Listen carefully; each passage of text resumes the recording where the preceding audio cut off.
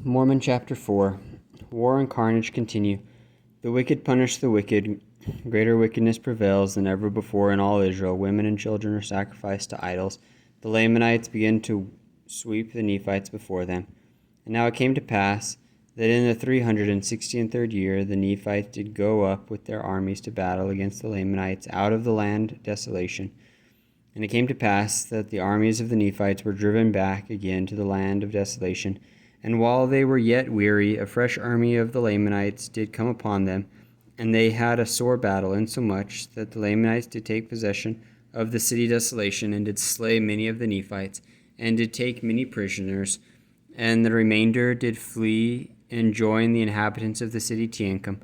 Now the city Teancum lay in the borders by the seashore, and it was also near the city desolation. And it was because the armies of the Nephites went up unto the Lamanites that they began to be smitten. For were it not for that, the Lamanites could have had no power over them. But behold, the judgments of God will overtake the wicked, and it is by the wicked that the wicked are punished. For it is the wicked that stir up the hearts of the children of men unto bloodshed. And it came to pass that the Lamanites did make preparations to come against the city Teancum. And it came to pass in the 364th year, the Lamanites did come against the city Teancum, that they might take possession of the city Teancum also. And it came to pass that they were repulsed and driven back by the Nephites. And when the Nephites saw that they had been driven by the Lamanites, they did again boast of their own strength, and they went forth in their own might, and took possession of the city of desolation. And now all these things had been done, and there had been thousands slain on both sides, both of the Nephites and the Lamanites.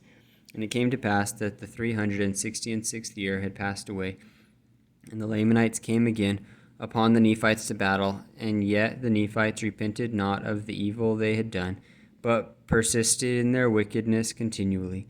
And it is impossible for the tongue to describe, or for man to write a perfect description of the horrible scene of the blood and carnage which was among the people, both of the Nephites and of the Lamanites. And every heart was hardened, so that they delighted in the shedding of blood continually.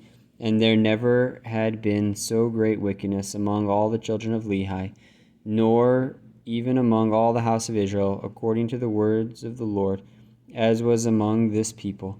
And it came to pass that the Lamanites did take possession of the city desolation, and this because their number did exceed the number of the Nephites. And they did also march forward against the city Teancum, and did drive the inhabitants forth out of her, and did take many prisoners, both women and children, and did offer them up as sacrifices unto their idol gods.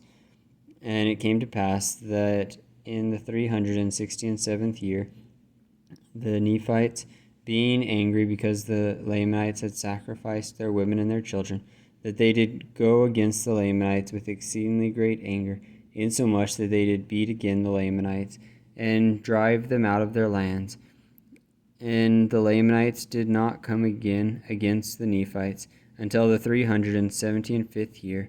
And in this year they did come down against the Nephites with all their powers, and they were not numbered because of the greatness of their number. And from this time forth did the Nephites gain no power over the Lamanites, but began to be swept off by them, even as the dew before the sun. And it came to pass that the Lamanites did come down against the city desolation, and there was an exceedingly sore battle fought in the land desolation, in the which they did beat the Nephites. And they fled again from before them, and they came to the city Boaz, and there they did stand against the Lamanites with exceeding boldness, insomuch that the Lamanites did not beat them until they had come again the second time. And when they had come the second time, the Nephites were driven and slaughtered with an exceedingly great slaughter. Their women and their children were again sacrificed unto idols. And it came to pass that the Nephites did again flee from before them, taking all the inhabitants with them, both in towns and villages, And now I, Mormon, seeing that the Lamanites were about to overthrow the land, therefore I did go to the hill Shim, and to take up all the records which Amram had hid up unto the Lord.